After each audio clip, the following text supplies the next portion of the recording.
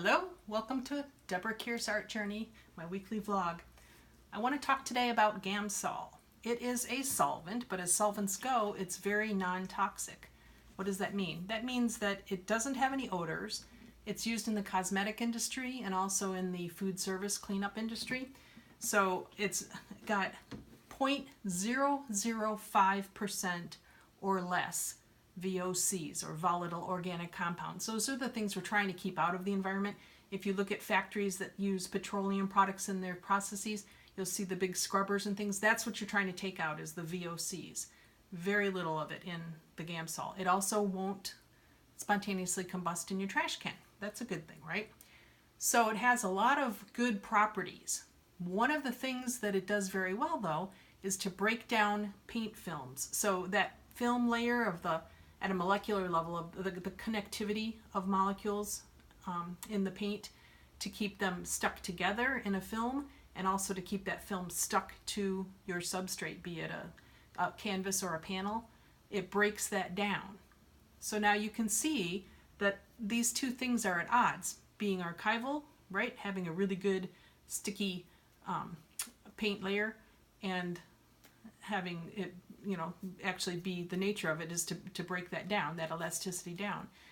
So I would like to say that unless you know what you're doing, and maybe you do know what you're doing, just use Gamsol for cleaning your brushes and your paint surfaces.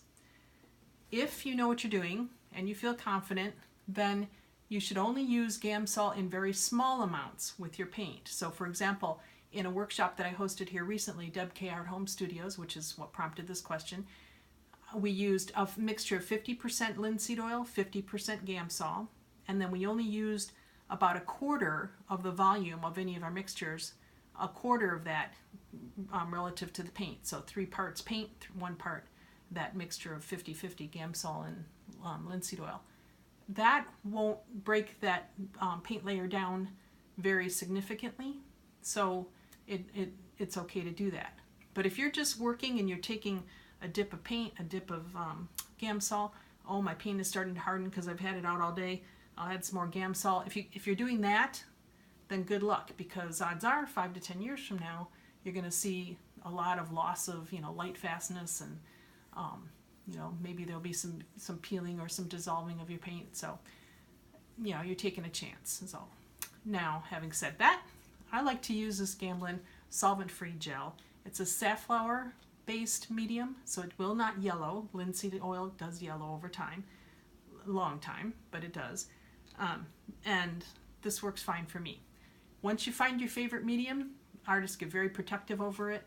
I mean, you can go with Merige, which is toxic and very difficult to make. Whatever floats your boat. I go the easy route. It's just me. So that's why I like to say, unless you know what you're doing, don't use Gamsol in your paint. Use it only in your cleaning efforts. Thank you, and see you next week.